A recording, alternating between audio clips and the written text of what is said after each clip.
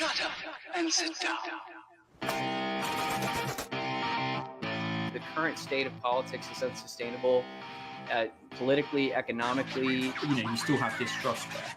We all come from very different places. Man, we don't want the government to do a damn thing. We deserve better. People have to have the information in front of them. It is about supporting, platforming, and assisting the people who are out here actually doing the fight. There you go. Like, just promote people who are doing something. Volunteer to work with people who you like. And take an issue that's important to you and do something. You are part of that declaration against tyranny. This conversation gives me a little more hope for the future. The one, the only. Fight for liberty. This is the cherry on top. Hello, fighters, and welcome to another episode of Fight for Liberty Live. We have an awesome, hilarious show for you guys today with one of the funniest guys in the entire Liberty movement. But first, as always, we got to talk a little bit about our sponsors. So first up, if you watch this kind of stuff and you're like, hey, maybe I want to do something like that, or you're already doing it, but you use some like weird, really cheap system like StreamYard or something like that, and you're like, man, how do you get all of your different moving parts to work on your show? Well, I use Streamlabs Ultra, which is a great program that has a full open source broadcasting system with guest cameras and multi-streaming built right into their desktop app. And then they also have an online dashboard that helps you create your logo, your thumbnails, your overlay, a merch store, a website, and so much more with templates and so many things that you can use to make it super simple. So go on over, click the link that's in the description below, and when you use that link, you'll get $9 off your first month, or $10 off your first year. It's only $19 a month, so that would be way too good of a deal. But yeah, $19 a month for everything I just said. So go on over, check it out, and make your stream a little bit better. And next up, we have Crafton Business Services. Crafton is dedicated to helping entrepreneurs start, grow, and maintain their businesses by providing a wide variety of products and services to make your business more efficient, manageable, and profitable. Now, if you run a social media page for your business, when was the last time you changed the page on the cover photo on your page? Is it still like 4 years old and something that has nothing to do with anything that you're doing? Well, we have a solution for you. You can test out two of my favorite branches of our company, our marketing team and our graphic design team, to put together a new cover photo for your business. So go on over to crafton.us/facelift. To see our nice little package for a social media facelift to give your customers the right impression when they first go onto your page. But without further ado, as I said, we have a fantastic, wonderful, hilarious guest for you guys today. The one, the only, Mr. Brian McWilliams. How's it going? No, it's all right, man. As I had just clued you in, I'm in an odd circumstance right now, and my volume's going to be a little bit echoey today because I'm broadcasting from a rental house bedroom. If you're looking at the camera, there's a fan directly above my head. It looks like I've got like a little Zippo the Wonder Kid beanie on with a little helicopter top. So, things are great. The house fucking flooded last night, or actually flooded yesterday morning while I was out because the refrigerator water main popped out the wall for the water line. 3 inches of water in the house, so it's been challenging. It's been a challenging couple days, man. Damn, that sounds like a hectic life, man. I thought me just having to come home from Orlando yesterday was a lot, but at least I came home to a non-flooded house. What were you doing in Orlando? Oh, that's right. You were there for the was it Young Americans for Liberty or Young? Yeah. Mm-hmm. Yeah. It's interesting that we were invited to go to Orlando when they held it there a couple of years ago. And then it ended up getting canceled, so we never ended up going to it. So I have yet to meet any of these young and beautiful libertarian YAs. Do they have YA libertarian fiction? Like they make all these young adult novels. They need YAL fiction, just gently sexual libertarian. Kind of like by the way, Ayn Rand or Ayn Rand, however you want to say it. If you've read her books, they are like literally 50 Shades of Grey for libertarians. Like these books have so much just sex and like rough sex. It's like, damn, man. I felt the same thing reading 1984. I was not expecting that level of like detail in the sex scenes in that book. I was like, I was literally like on a plane reading it, like, I don't want to be horny on a plane. Like, come on.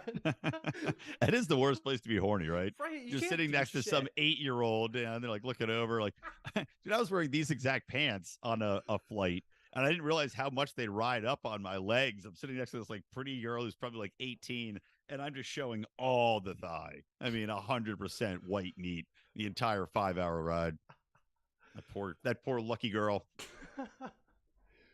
Well, you know, you already got us onto young adult fiction, so let's talk about the last time I saw you, and what in the hell was going through your head when you put together Matt Kibbe, yourself, and John and Reed Coverdale reading Gay Werewolves Destroy Capitalism? You know what? It just was one of those books. I legitimately don't remember how it came across my field of vision. You know, maybe it was online, maybe it was just some random mention, but I just thought it was so hilariously idiotic that I had to read it. Like, I had to see what it was. But that, as mentioned in that live pod we did at Porkfest, I mean, it was so much hardcore werewolf sex in the book. Hard to get through. I'm trying to find, snippets and clips to read to you guys, like to show how stupid this is, this idea of taking down capitalism, and how somehow gay werewolves are going to do it. Spoiler alert, they didn't take down capitalism, but it ended up being mostly just hardcore gay werewolf sex. Yeah, they just took down each other, and that was about it. Yeah. Took him down, took him in, gargled, a lot of nard gargling, a lot of aggressive werewolf biting during sex maneuvers. Mm-hmm. I say, did not get hard on that one, though. That was the good news on the flight.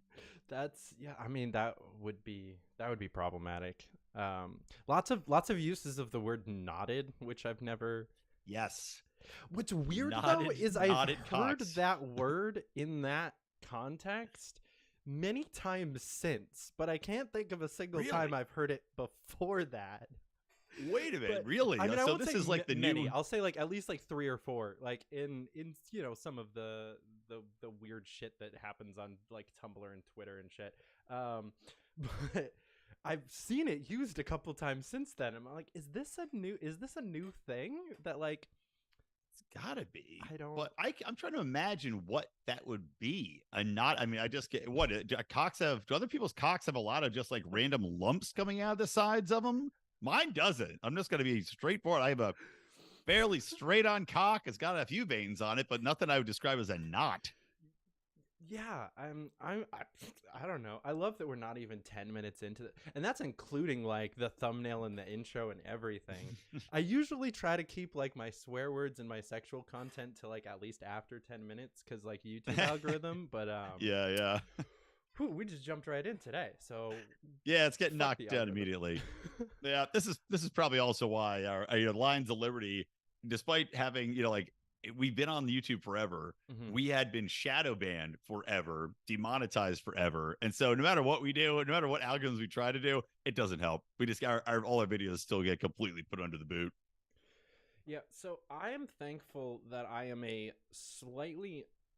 a new enough channel that I'm not like one of the OGs with a following to put me with a target on my back, but I'm just old enough that I'm not one of those everybody started a podcast in 2020 and they're trying to like crack down on that. Right. My accounts existed since like late 2018. A couple of videos throughout 2019, and then the podcast actually started in 2020. So there was like at least a little bit of history there. And I was on before like Reed and Clint and like a bunch of these other big people. Not by much with Reed. I think I started like maybe 2 months before him, but just enough before that big boom that I've somehow managed to fly under the radar. And YouTube has not struck or removed a single video that I have done. Wow. Even though like I interviewed like scientists and like statisticians in early 2021 talking about COVID and the like vaccine and stuff. Like I hit some really like you're not supposed to do that on YouTube topics, and still haven't really suffered much from it. That was what was so crazy and frustrating for us was you had all these people coming in and blowing up and not being killed and shut down. Like we would have videos removed at a clip. Like we were going at a clip where it was like literally we kept getting a 10-day ban like every 2 weeks. We'd have another 10-day ban because they'd go through the back catalog during COVID of interviews and find something that keyed into, election or COVID or vaccines or health. Because we've been talking about that kind of, vaccines and different election issues forever with, all sorts of people across the spectrum. So they could always find something to dock you and shut you down again for them. And in the meantime, we're looking over at, like Reed, having people on just doing like the money streams where they can actually give you money live and just talking about the exact same things. It's like, what the fuck is going on, man? But that's, I don't know, finding that, settling in that niche where you're not being focused upon is a nice place to be right up until they get you. Yeah. That's I thought I was riding that nice middle ground on Twitter, and then they yanked me. I mean, it's been probably like 3.5 months now that I've been trying to build up the new account. And what did they get you for? Like, what was the actual? There was a case in, I want to say like Oklahoma or something like that, where somebody was pulled over. And in the process of trying to restrain and arrest this guy, he reaches back into his car, shoots one officer in the chest, the other one in the leg, gets back in and drives away. So I quote tweeted the video of this, basically saying, homie did nothing wrong, self-defense isn't murder. And that I didn't realize that Twitter. Now was this before the Musk takeover? Nope, this was after. But so that's interesting. I'm surprised that they took that down. Musk with the takeover, part of his attempt to make both sides happy, I think he loosened the reins on some things while tightening the reins on others to try to pretend that we'll let some hate speech go, but not violent speech, stuff like that. So they really started cracking down on what they consider glorifying violence, which saying this dude who murdered someone in cold blood did nothing wrong. I can understand why they came to the conclusion they came to and why they did not, because I appealed it and they said, fuck no. So yeah, I mean, I tried twice to get the account back. They were like, nope, you did it, so no. And that pisses me off though, because Elon Musk is sorry. Well, he's saying free speech. He's like, oh well, free speech, and I'm a free speech absolutist. And look, okay, if you can't say that he did nothing wrong in this circumstance, even if people might disagree with you, then why would you be able to say the guy did nothing wrong in any other circumstance involving the police where somebody gets killed? I don't see the difference. Frankly, from a free speech perspective, there's no difference to me. You're not glorifying it. You're not calling for it. You're just saying the man did nothing wrong. That's a perfectly acceptable opinion. That pisses me off that they took that down. Yeah, what really gets me is that there were plenty of people in the comments, both of the post itself and in the responses to my post, that were definitely glorifying violence had it gone the other way, saying that this dude deserves everything that's coming to him or whatever for doing this. None of those accounts got taken down. None of those tweets got removed. So I thought you were going to say that there are people threatening violence to you that were like police or family police members that are like, I'm going to kill you, motherfucker. And then those tweets didn't get taken down either. There were a few, there weren't any like direct, like I'm going to hurt you threats, but there were definitely plenty of, I hope something bad happens to you and, there aren't any police to keep you safe. Like the police have ever kept me safe in any situation ever. And remember, they have no obligation to do so. Right. No legal obligation. None at all. That was one of my favorite court rulings of all time, because it really exposed the sham that is the concept of cops, the sham that people should say that, the government, that the police should have the only guns. They're like, what? But then they don't have to defend me. They get all the guns and they don't have to do shit. If I'm in trouble, they can just opt not to do anything and stand around, as you saw with, what was it called? The Parkland shooter. Like, it's ridiculous. It exposes the idiocy and the hypocrisy of the whole thing.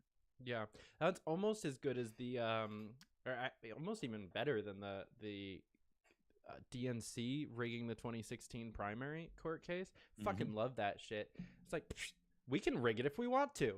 Huh, yeah, I guess you can. Sure. All right. Well, I'm curious to see what's going to happen with RFK Jr. My guess is that they're going to completely ignore him unless some other candidate gets in the race, which I don't think is going to happen. I don't think Newsom's got the balls to just declare he's playing the game. He's too much of a nepotist politician. So it's RFK, but if he's still polling at 20%, how could you not debate him if you're Biden? The calls are going to get louder and louder for it. Yeah, no, they have to either answer. Well, I don't know. I think they're probably just going to do the same thing they did to like Tulsi and Yang and everybody else. And it's going to be, they're letting him catch up some steam and a little bit of popularity here and there. And then they're just going to unleash the entirety of the corporate press on him and dig through. I mean, they're already calling him an anti-Semite. I'd say they're already doing it, man. That leaked footage of, which was such bullshit too. The leaked footage of him saying that, well, these people were just, impacted differently. If you're Chinese, so get a little brighter in here for you. If you're Chinese or if you're Ashkenazi Jew, then you were less affected. And then to take it out of context, when the guy's out there sucking every Israeli dick possible, right. And like cozying up to rabbis and, wearing a yarmulke to fuck his wife, even though he's not a Jew.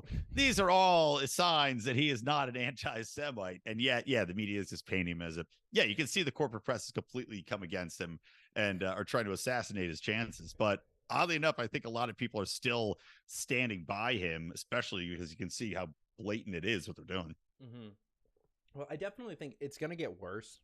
Like anti-Semite is, I mean, if you have something anywhere as close to anything against blacks, then that's their first, go-to. If you don't have that anywhere, like there's nothing that they can point to, it's anti-Semite. And because everyone has. Well, this man married a white woman. What kind of racist would marry a white woman over a black woman? And that's always a good argument.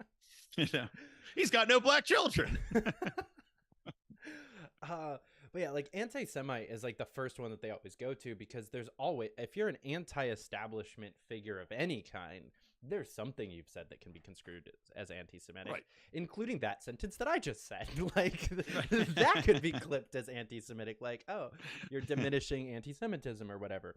But so like, I mean, yeah, that's always their go-to. And it's already working. There's already people leaving his support base because they're believing that he's anti-Semitic. He has marital history to go through.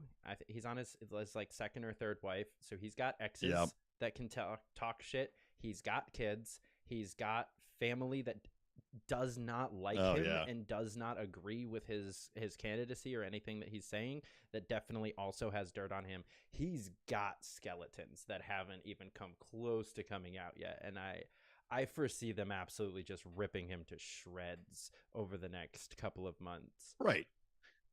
Well, and he's got so much. I mean, every big, deep-pocketed evil in the world is essentially against RFK Jr. because it's like, who's he attacking? Big Pharma, the military-industrial complex. He's going after, let's see, who else was he taking shots at? Big Pharma, military. I'm trying to think of his PorcFest speech, who else he talked about. I mean, he also just, he's come around on climate, which is in truth, oddly enough, a threat to that massive industry and the entire green energy complex, which is, billions upon billions of dollars a year now. And him saying that privatization is the way forward is also a threat to that industry and that cash cow. So you've got another, massive conglomerate that's lined up against him. So, yeah, I mean, he's without a doubt, if he doesn't have a literal sniper scope pointed at him, he certainly has the corporate press, the big money institutions. Their sniper sight is well honed on him. Oh my God! Did you see the Justin O'Donnell tweet the day before PorcFest started? That blank. I don't think so. You definitely know what I think I only followed him at PorcFest.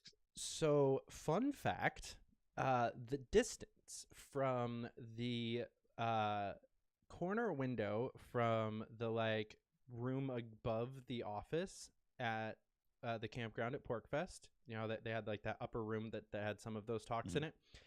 The distance from that window to the main stage is the exact, to the inch distance from the Plaza in Dallas, Texas, where JFK was shot. Exact same distance. Who's measuring these things? Exact same. Is this the first? It's 6-story drop with X amount of yard, exact same shot it would have been if somebody took that shot. And to answer that last question, Justin O'Donnell, that's who's fucking autistic enough to measure that shit. Seriously, that's like the first thing he does. He gets support for. He's like, hold on, I got to measure this. Was he eyeballing it up, or did he know this ahead of time? He's like, I need that room for this specific reason. I really have no waiting idea for how he this got day that for RFK exact Jr. to measurement. show up. I would love to know why or where or what the fuck was going through his head.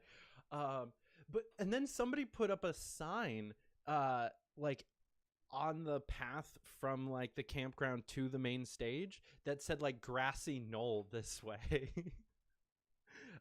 Just before RFK's speech. I was like, they were fucking with him good. That's funny. That is funny. But yeah, I mean, of all the people though that you would expect, like it was funny to have him there, only because it's the most obviously open carry event in the anywhere in the country, and then naturally the amount of security there was funny. But I mean, it would have been. I wouldn't root for it in any way, but it would have been interesting to see if a CIA operative, like how easy would it have been for a CIA operative to sneak in there, shoot him in the head, and then be like, these wacky libertarians, or an FBI agent to get involved and prop somebody up. Fairly simple. I'm surprised Justin wasn't the one that was psyoped into doing it personally.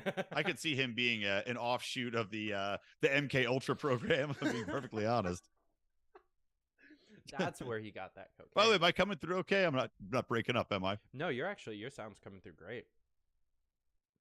Okay, good.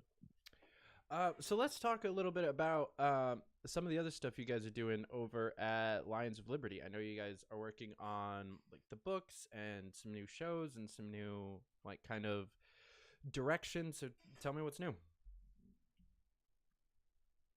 Yeah, I mean, what's interesting is, so I've recently also taken on the role of communications director for the LP. Now this is very new in the role, only a couple of weeks, and also of course comes at a time when I'm moving houses and everything else, so it's been an interesting ride. But that interest in taking that role on was kind of like a coincidental thing that fell in line with the ideas that I've had, and I'm trying to talk about more on Meeting Age Daydream, my podcast on Lions of Liberty, and the book I'm working on is in incorporating this concept of kind of freedom futurism, of the need, if you're going to move liberty forward, you have to sell a dream that is more attractive than what the Democrats and Republicans are pushing.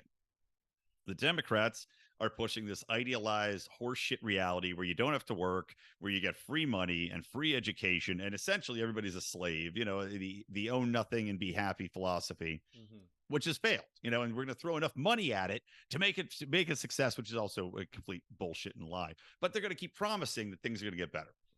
And, and no racism and all that crap. The Republicans are promising essentially a return to the conservatism of the 1940s, where you only have to work one job and you'll have a car and your kids will go to school and they'll go to Sunday school and all this other bullshit, which also is not going to happen. Like, we moved beyond that. So, but they're both pitching these dreams. So the concept that I'm working on with this book and has now translated into my work with the LP, and then the strategy I'm working on, is keying into what libertarians can promise that is going to be so alluring to the everyday person, so kind of like this mind-blowing utopia, and the promises of vastly better technology, medicines, interpersonal relationships, all that good stuff, the family, keeping the family together. That promise, I'm hoping, will be able to override, or at least kind of start to take massive bites out of these conservative and progressive majorities and bring them into libertarianism and make it a little bit more attractive to the whole, rather than just being a bunch of whinging assholes who are always complaining about everything and saying we're going to take it all away, which is not effective at all, by the way. Right. So that's one aspect. And then, Lions of Liberty, we have our Meme War shows. We lost a member. Mark Claire moved on. And now we're just trying to make it so that he regrets every moment of his life. No, all the best to Mark. I love it. I think you make a really good point there about actually having something to pitch and to sell, because I think that for me personally, you can come up to me and say, we're trying to make anarchy reality in America within the next 10 years, and I'm gonna say, fuck yes, anarchy sounds great, because I know that anarchy sounds great. 98.9% of people in America think anarchy is Walking Dead or something similar. Black Lives Matter riots.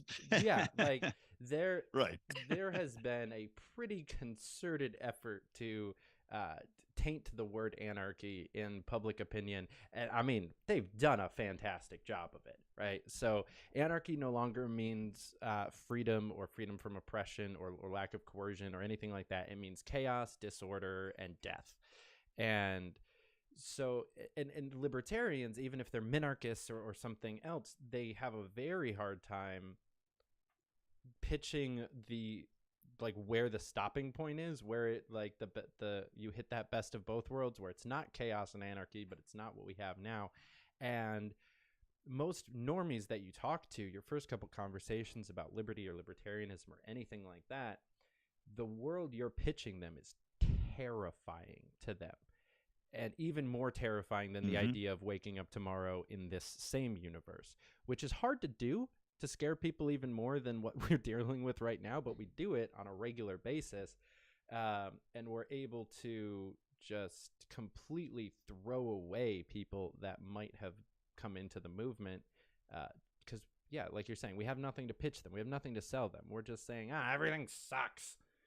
Yeah, it's like, no shit, buddy. Right. Yeah, exactly. Everything sucks, and I'm going to take away. Yeah, I'm going to take away everything you know.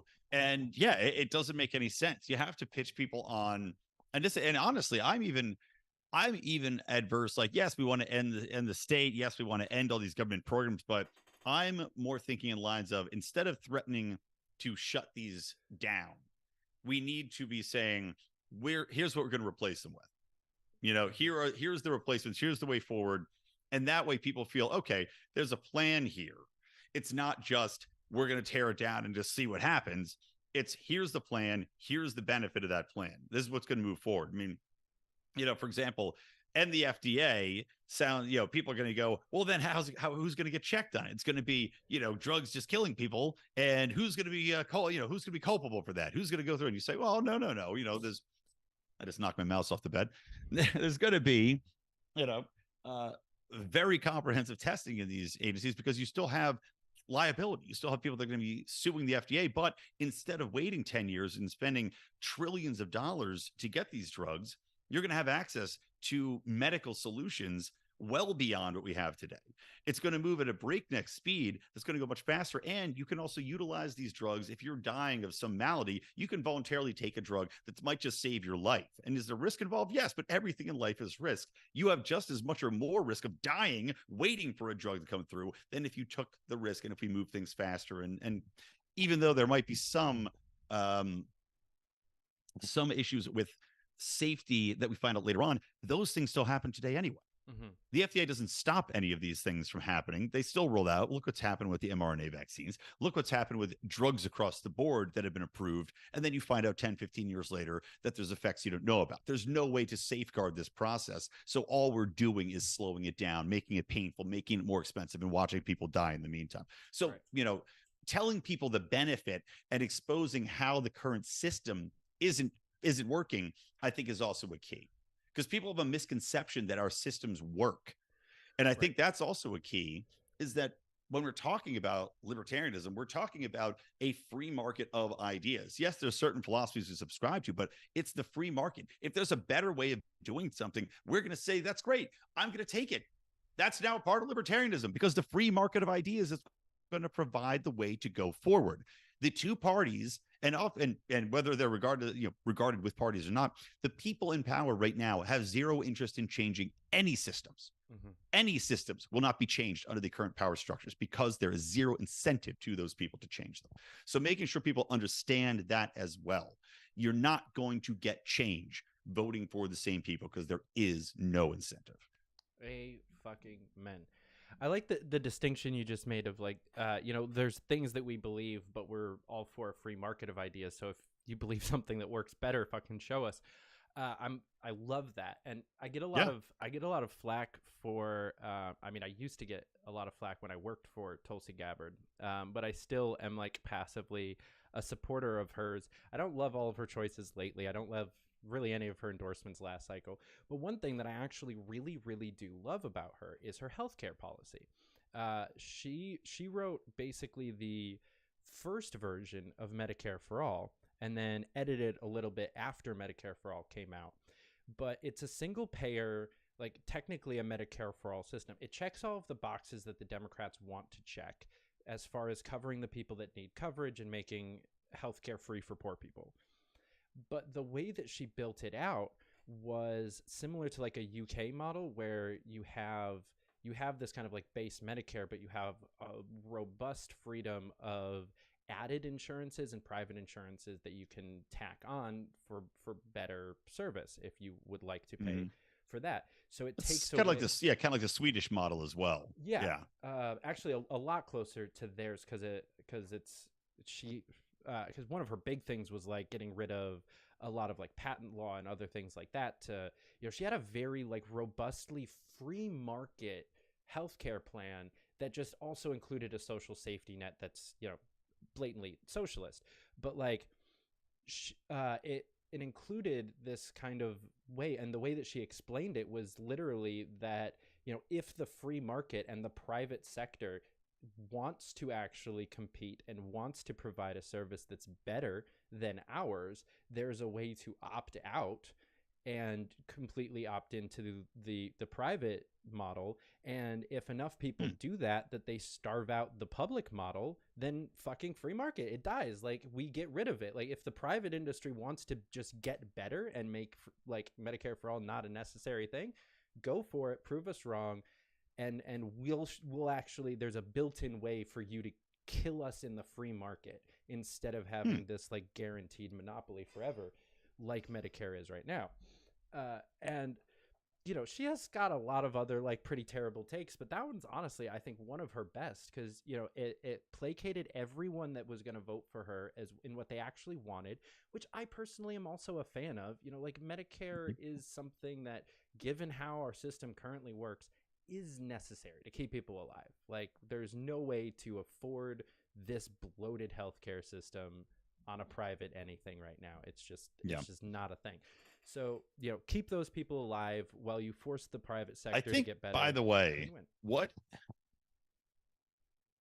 you just said there is also a key, and we don't talk about it enough, is that we also, and it's a similar thing with, the immigration issue, people on open borders. There's still the back and forth arguments about whether or not we can have open borders to the welfare state. Or the same thing to your point about the medical industry.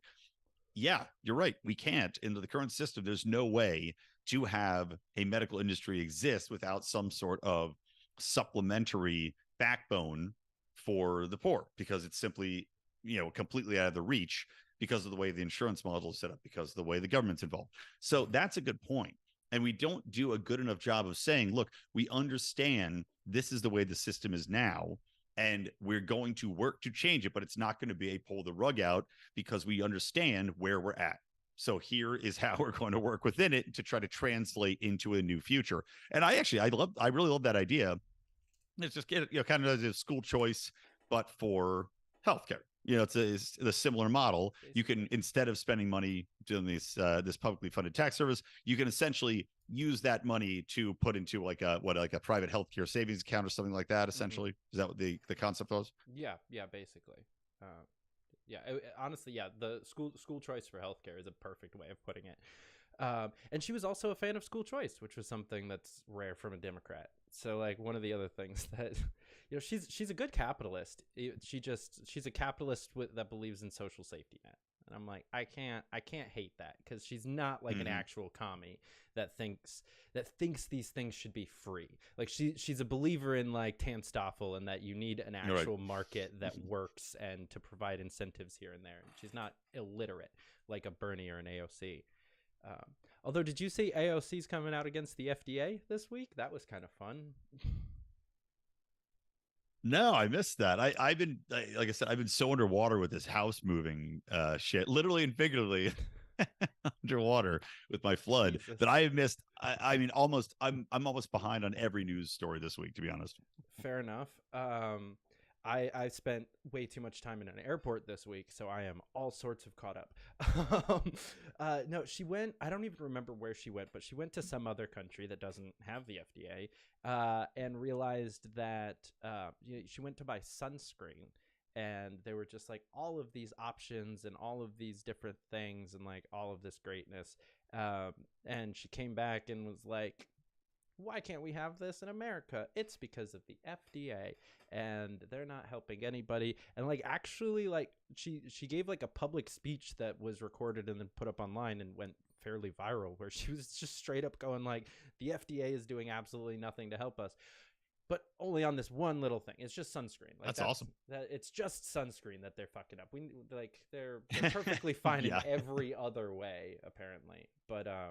But yeah, I mean, it is nice to see like progressives shitting on state policy or state programs like the FDA or the CIA or something like that. It's always a good time. I mean, it goes to show you there is hope for people, you know, when they expose to the truth, just a little bit of that truth. And it also, I think, shows you the power of just getting people outside of the bubble of their understanding of, as we were talking about earlier, their understanding of where we are, the reliance on these state organs and the presumption that they work. Because once you get out of the bubble and see how well things work without them, you just realize how little they do, how much they cost, and how much toll they take and tax they take out of you in your everyday life. So I mean, it's like I've described, and it's funny, I got some pushback on this, which was I just laughing at because it was so stupid. But I had described every interaction with government as pain, and this is a tweet we put out from the LP account. Is think about every interaction. Has there one that wasn't stressful, painful, and I can't remember the other word I used for it was, but it's like when you do think about that, and if you get people to think about that concept, even if you're getting a benefit from the government, even if you're confident, like you put a tax return in, you're like, all right, I should get 16,000 back. Tell me you're not still afraid when you send that return in that you did something wrong, that you're going to get investigated. Tell me, even if you go, if somebody's on welfare, every single time they go to check in to make sure that they're going to keep their welfare check, they are terrified of that government interaction. It's never a good thing. Even if you're somehow taking out of the system, as like half our country is, it's still painful. It's still, you still have fear. It's some way harming you on a psychic level or on a physical level. And I don't think enough people really think about it in that fashion. Yeah. And how much this is affecting people in their everyday lives, just going about your routine, Yeah, 100%. That's why I've done a decent job so far at not talking about the LP presidential candidates on the show, but I'm going to do it anyway. Because I think Lars Mapsted's campaign mirrors a lot of what you're talking about here, like really, really well, as far as like actually providing solutions and pitching a positive outcome instead of just the system's terrible, you need to vote for something different. There's a legitimate, like, this is why you should vote for me. It's not just because I'm something different, but it's because I'm someone that has a skill set to make your lives better and to stop the government from fucking with you. And he also has this like great kind of rags to riches story that he can talk about dealing with the government socioeconomic standpoint, from like redlining and over policing to having to go to court against the SEC and the FBI and beating both of them in court.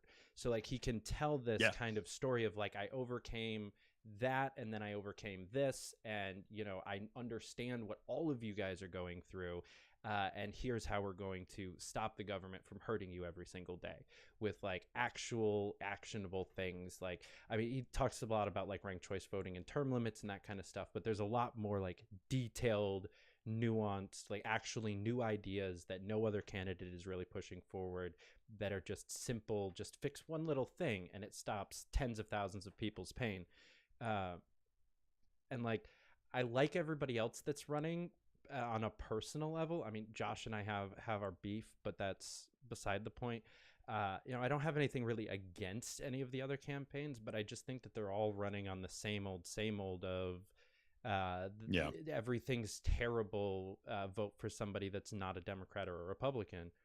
and he's actually running what you're talking about of like vote libertarian, not just vote against the other two, which is kind of nice. Right. Yeah. I can't remember who I just was listening to him on, because I just heard pretty much what you're talking about. It might have been Kibbe on Liberty. But yeah, I mean, you keyed on so many things there that matter. I mean, having people that have gone through that are successful as well, that can tell the story, I think is also key. We need people that are more inspirational figures in the movement. They have been through the trenches and been through the battles, and now be like, look, I emerged. I am the embodiment of what we stand for: entrepreneurship, ingenuity. But one thing I thought was interesting is the term limits thing. So I don't see, but of the Libertarian Party trying to get this concept through that we should require our candidates, even though there's no appetite for it on Capitol Hill because these people are greedy, blood-soaked monsters that make millions of dollars off their positions, so they don't want term limits, having essentially a pledge for anybody that runs under the Libertarian Party banner that says, I will not be in office more than, whatever, 10 to 12 years, whatever it might be. Let's say 3 election cycles. Fine. Good. We're making that promise to the American people. We are putting term limits on ourselves because we see the cruel cronyism that happens here, the corruption that is inherent, and we don't want our people to be corrupted. Now, granted, they could always switch to Republican, and dump the L after 12 years, but still, I like the concept of it. And what I've been confused about is people are saying that the term limits thing doesn't matter, and that they've done research into it and it doesn't change anything to have them, to which I say bullshit. If you have a term limit, if you have a definitive time where people have to be forced out of office, I don't see how that's not going to help stem people being in there for 40 years like Joe Biden and like Nancy Pelosi, and having accrued and amassed all of this power and influence and wealth and special interests. I don't see how there's any counter argument that makes any sense against it. Yeah, I mean, I don't think it'll do as much as some people think it will, because I think it'll pretty much just be a faster turnover of tyrants in the long run. But you're 100% right that at least they will be rookie tyrants. Like they can't. We want tyrants with new ideas. Damn it, right. New ways of crushing the populace. Yeah, I mean, there's I guess a somewhat of an argument to be made that it could end up worse if you have a bunch of if you just have an entire Congress full of AOCs and Matt Gaetzes instead, and there aren't these kind of old-timey bullshit centrists that are just kind of keeping the status quo. Like it could get worse, but I'm with you. I don't actually believe that. I think term limits would be a 100% across the board good thing. And there's the argument that it's like unlibertarian because it's putting restrictions on the voter. You're telling the voter, no, you can't vote for this person even if they're a good elected official. But any libertarian that's making that argument, point to me one singular fucking person that you would go to bat for the ability to vote for again. Like Massey and Rand Paul, maybe those are your only arguments, and they could both have gone off to do better things and trained more versions of themselves to replace them by now, who would have actually had an effect in a new Congress that had term limits. Exactly. Right. And if we had more turnover with term limits, we might have more Masseys and Rand Pauls in there, because at least you're forcing people out. You're forced to make a new choice instead of just going back to the same shit well again. And as I said, you're putting in a Pelosi or, oh God, who's my local representative in California is Maxine Waters, the worst of the worst. And it's just like, you just can't get this bitch out of there. All these people they just vote for her automatically, and it doesn't matter who runs against her. So good. I'd rather her be forced out just to get somebody else in there that's not completely retarded. Yeah, because even if you want to make the argument, let's make the argument for Rand Paul real quick. So just like, statewide Kentucky, nice and easy. If there were term limits, McConnell would have gotten term limited out first, which meant that there would have been an open primary to replace him. Who do you think would have the most pull in that open primary? Probably the other sitting senator. aka Rand Paul. He could have put a teammate in there next to him, who then could have put a teammate in there next to him once Rand got term limited out, instead of this weird world where Kentucky votes for Rand Paul and Mitch McConnell every other cycle. I know. It's what so even bizarre. Is that? I don't know. That's a very fair way of looking at it too. If somebody's doing a great job, there should be something to be said if you're term limiting it out, and that would make your endorsement mean a lot more, I would think. Knowing that this person has a time limit. Do they have a successor in place that they would like you to vote for? And then it's still your choice whether or not you want to vote for the successor or not. But yeah, I don't see a downside to it in any way. Yeah, me either. But no, so all that to say, I absolutely love the vision that you're talking about with where you're going with LP, like communication stuff. And I mean, there already is like a term limits pledge that we could definitely, I don't know if they would be interested in, like, you know, doing a partnership with the LP or something like that. But there's a few like elected like congressmen and senators that have signed it. We'll see whether or not that actually goes anywhere. If they have they stuck with it? Do we know? They're all younger. Because I think Gates signed it, and I want to say like Ro Khanna, a couple other people.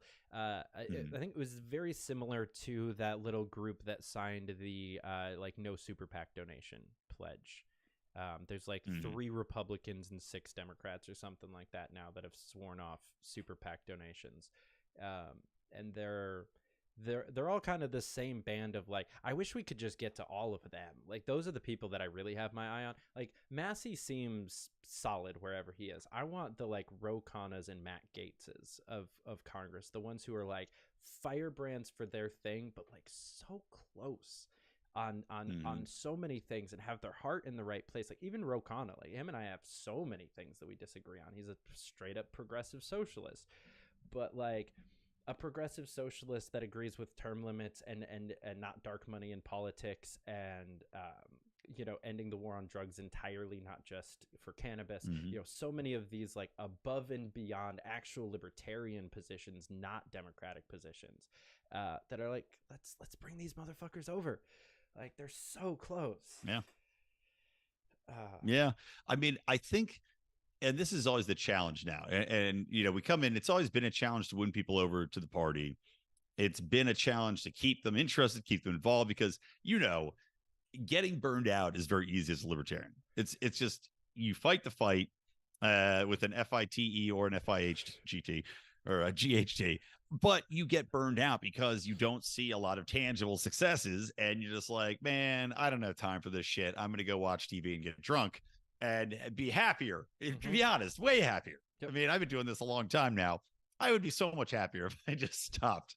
But, you know, I got kids, thinking about the future. So I think if we can start to make some tangible impact, as I said, even if it's just recruiting numbers, even if it's just getting to the point where, like, conceptually, one of the things that I want to do, but we need to raise money. So, you know, if you're out there, join the LP, give some money so we can do some things to support these candidates, especially with the races coming up, is to create more inspirational content that then can be repurposed and used for a regional candidate. It would basically be open source video content for people to pull from, have very specific places you can sub in your name, your customized pitch, but give people those assets and tools. And that way you don't have to give them as much money and direct help in campaigns, because the assets are there for them to use. And, you know, have somebody like, you know, Dan Smots, who's done great work for Spike Cohen. I think he might have just done something with Josh Smith. You know, he creates fantastic ads, really potent stuff. Working with him on that, or some other creatives, and seeing who out there is creative in the Libertarian Party that wants to help us and to fund these things. Now you've got something that could help move the needle. Now you've got a fantastic tool for local people to hopefully make more of an impact and look more professional. But you're doing it from a creative top-down way that can be utilized by the party as well to try to change some minds, try to go viral, try to get younger people on board, et cetera. So, I mean, there's ways to do it, but it all takes time and money and everything else. So that's what we're working on. Yeah, man, if only there was a caucus in the party that like their entire mission was to build like all of that. resources behind them, and if only that caucus, the viral caucus, hadn't the marketing caucus, yeeted themselves off the face of the earth. So, I mean, because that's what we were working on with the Prags. Like, that is exactly what we were trying to do as the Pragmatic Caucus, was build that, you know, the infrastructure and the resources for candidates to just have like plug and play campaigns. Like that was pretty much the #1 mission.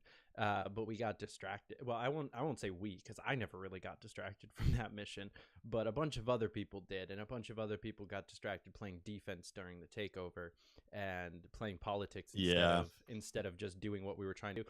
Which, I mean, there's an argument to be made that they ended up they had to play defense eventually, because, you know, you can't just have the Mises Caucus out there just saying crazy wild shit about you and not defend yourself. But at the same time, we ended up not actually accomplishing most of what we set out to accomplish, and then what little we did accomplish got like taken right back within a couple weeks of Reno.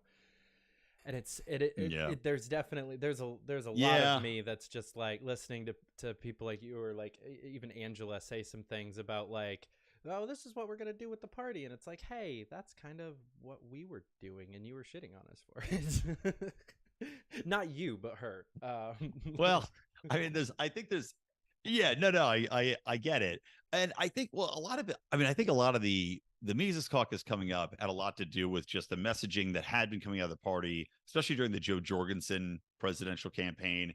It was just too, in my perspective, and I was very critical of it as well, it was way too pandering to people that were never going to be won over to your side with that type of messaging, with that type of pandering, right? And this would be, you know, stuff like, oh, great, congratulations to Kamala Harris. I mean, the first female VP. And it's like, that's just pathetic. It's, you know, weak messaging. It's not appealing to anybody on our side, and it's definitely not going to appeal to anybody on their side to make them go, look, oh my God, the Libertarian Party said good job to ladies. Oh, you know, it's like, who gives a fuck? Right. But I do appreciate the Mises focus on trying to attack in a more vocal way on key topics, on, you know, on messaging in that way. However, as I said, what's lacking is the vision forward. You know, you can attack, and that's good. You could be provocative, and that's good. And I don't want to stop doing that, but you need to have the positivity behind it. Otherwise, people are just going to be pissed off for no good reason. So you need to give them a good reason to be pissed off, and then a good reason to come back after you've you know, poked the bear. You need to hit it with the salmon to make it happy. So I'm trying to bring a little bit more salmon into the pokings. Yeah, like, and that's why I put it on a bumper sticker. That's why I wasn't anti-takeover or like loser brigade, you know, because I agreed with the problems with the messaging, and that's why the Prags made me the outreach director about a month before they closed up shop. It was because even a lot of the heads of the caucus realized that, because the thing is, the caucus was supposed to be completely non-ideological. They were not supposed to take part in that Hoppian paleo versus classical liberal divide. Like, that wasn't the point of the caucus, and as a caucus we stayed out of it for the most part. But unfortunately, I'm not even over exaggerating here, 98% of the caucus did not have a Twitter account. So that left me, Andy Craig, and Josh Eagle as basically the only prominent members of the caucus with any sort of Twitter following at all. And especially before they made me outreach director, Andy and Josh were drowning me the fuck out. And, you know, off of their personal accounts, stuff that, you know, we can't say, no, you can't say this, because, like, whatever. But it got to the point where the public perception of the Prague caucus was Andy and Josh, even though they were minor members of the caucus and had absolutely nothing to say about what we were doing as a caucus or what we were working on, which is why they brought me in, because they saw me as the unity guy, and they were like, you know, you can tell the Mises caucus that we hear them and that, you know, we're willing to work with them. We just want to stay and keep providing the infrastructure and that future vision that you're talking about. Like, what I was trying to get to was a world where you get to come in and a couple other Mises Caucus people get to come in and take over comms, but we still have the same good old guys on the ballot access committee, so we would actually be 100% sure we're getting 50 states this year instead of wondering if we're even going to hit 44, 45. Like, yeah. So a best of both worlds could have been achievable, but neither side really wanted it. Yeah, I mean, the way the whole thing's kind of worked out has been definitely difficult. I know there's been, because of the bad blood, I know that just from the perspective of the party, there's been a lot. I mean, Angela gets criticism, but she's had to deal with a lot of just rebuilding, putting out fires, essentially working, people had worked actively to sabotage the party and, did so very intentionally. And so she's been just rebuilding, doing the best she can under unbelievably difficult circumstances. At the same time, I find it sad that so many people have just become, instead of good libertarians who lost and said, okay, well, we're still in the same cause here. It has been now this acrimonious attacking publicly, just trying to burn it all down, right? It's the biggest sour grape shit I've ever seen in my life. I think it's despicable. And it just shows you that these people were probably, we're being perfectly honest, not going to help us much anyway. These people that are now attack dogs against the party as it currently exists. Mm-hmm. And my goal is not even to win them back. While I'd like to have more unity, I believe that people should be more unified. I tweeted out at these very same people, just to show you the mindset and their mental state is, I had tweeted out, again, from the LP account, which do you hate more? Your fellow libertarians or the government? We want the people that hate the government. And the point of that was actually a message of unity. Mm-hmm. We don't want people that hate each other and that are going to be infighting and that don't believe that the government is the problem here, that the cause is the cause. And that's the fight. The fight is not against your fellow libertarians. But these people are so fucked in the head and so, just absolutely intent on hating and tearing down the party that they're saying, this is a horrible message of unity. And I'm like, you missed the point. Like your brains, you're missing the entire point. So what I want to do is, yes, I'd like to bring more people back. I'd like to have that smoothed over a little bit because there is a lot of talent that the party could use. There's a lot of support financially, obviously, that we could use. But I want to attract new people. Mm-hmm. That's really my goal, is to expand. As we were talking earlier, I want to expand to attract new people with new ideas and new messaging. And that's the only way we're really going to get pushed forward with this. Otherwise, we're just going to stagnate with the same, couple million people that choose libertarianism, that read about it, that are passionate about it, and nothing more, because it has to go beyond passion into a position of belief, a religious concept, essentially, in a belief that this system is going to bring us to a new utopia. And until you achieve that, you're not going to break through. Hell yeah. We have to recruit faster than we burn people out. Yeah, exactly. We've been keeping a pretty even level of both for a while to keep about the same numbers. A little bit more recruiting than burning out, but yeah, we need to like double or triple that ratio a little bit. I will say one thing while we're off on this tangent. Like I have a lot of sympathy for Angela and what she's going through, but a lot of that sympathy is lost when I think about how quickly after the Prague Caucus came in and JBH won that she launched her campaign and started attacking them. It was 6.5 weeks after the convention. That is all the time she gave the new caucus and the new chair to come in and do anything until she started publicly attacking them as having not done anything and running against JBH. 6.5 weeks. She's had over a year now. That is so much more time than she gave JBH, and I have absolutely no sympathy for the criticism that she's getting after the way that she treated the previous LNC. Like, 6.5 weeks is ridiculous. Well, fair enough. I mean, I'll say it's, there is there ever a good time to launch a campaign against the existing regime is always the question. It's like you want to get in there early, I guess, if you're running against them. Yeah, I'll say a lot of that would be solved by 4-year terms.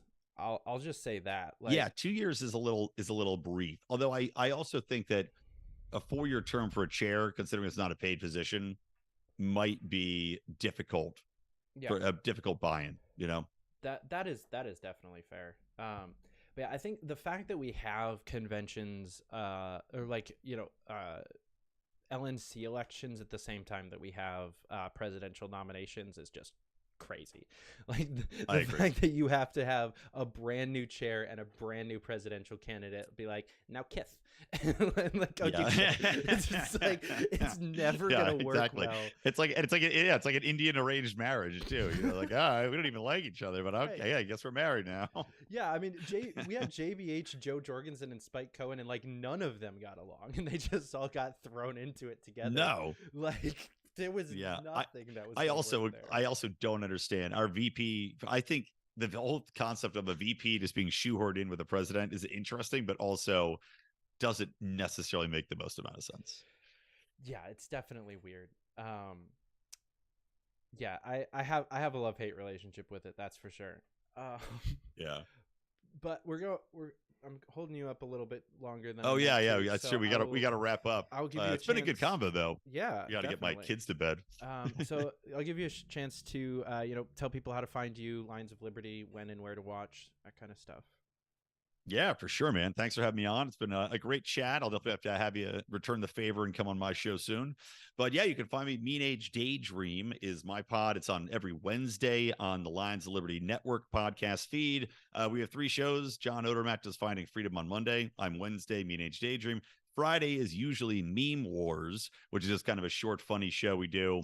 But that sometimes, if we miss a week, like I had to miss this last week moving, sometimes I'll toss in my other comedy podcast, the Boring, BOHRING podcast. You can also find that anywhere. That is a bi-weekly show. And follow me on Twitter at Brian McWilliams, at Lines of Liberty. And please follow and support the Libertarian Party. Let's get back on track here, people. Let's keep growing and getting on board with some new futuristic message that's going to blow your mind. Hell yeah. I will I'll throw the lp.org in the description when we're done too, because I forgot to do that. I have your Lines of Liberty link. I kind of forgot that we might talk about LP stuff, and it turned into most of the conversation. We don't have to. We don't have to. But it's a natural segue, just because, as you said, a lot of the stuff I'm doing with them came from the stuff I was working on personally, so it just makes a lot of sense. Yeah, it's always nice to see somebody come into a position like that with a plan, and not just a plan, but something that you kind of had a little bit of freedom to already workshop and put into motion yourself, instead of just being somebody that was stewing on this since Reno or something like this, and just finally got unleashed and hasn't actually gotten to workshop it out in public at all, or somebody that's just getting hired to be told what to do. So I'm excited to see your vision actually play out within the new job title. That's pretty Well, thank you, man. Yeah, we'll see. As I said, I'm working on the strategy now, and with the move and everything, been delayed a little bit, but we'll get the strategy in place, go through it with Angela, and then we'll start getting that implemented on the website, in the messaging, even in some of the media outreach we're doing, and look to do some more positive pieces as well. But again, all in good time. Fair enough. Guys, thanks so much for tuning in. Well, they're still up. Check out all of those. Lions of Liberty at Brian McWilliams, lionsofliberty.com. Go follow, do all the subscribing things, and then do the same thing for me, because they're all right there now. And then come back here. I've got a couple of interesting shows coming up over the next few weeks. So next Tuesday, we're doing a live stream debate between Mark Pellegrino from Supernatural and Spike Cohen. They're debating on, is anarchy the purest form of capitalism? And so we're doing a live stream fundraiser for Liberty memes. So you can actually buy a ticket. They're super cheap, but you can buy a ticket to watch it live. And then we're going to put out a nice edited with a couple different camera angles and whatnot the following week. That'll just be free on everything, so you guys can watch it. But definitely check that out. There's a couple of more expensive tickets that you can get that come with a bottle of wine from Blood of Tyrants and some t-shirts and some other fun things. But go check that out. And then the following week, we're back just doing normal Zoom stuff with Dave DeCamp from antiwar.com. Super stoked about that episode, because I'm a huge fan of his, and kind of lucked into getting his email account or his email address over the weekend and set that up. So thank you, Connor Freeman from Libertarian Institute, for that. He got drunk and started giving me people's contact info. So it was a great weekend. But Brian, thanks so much for coming on. This was absolutely great. David, wonderful to chat with you, and great seeing you in Porkfest, man. Hope to see you soon. Hell yeah. Guys, Again, thanks for watching. Catch you back here next time. Until then, keep up the fight.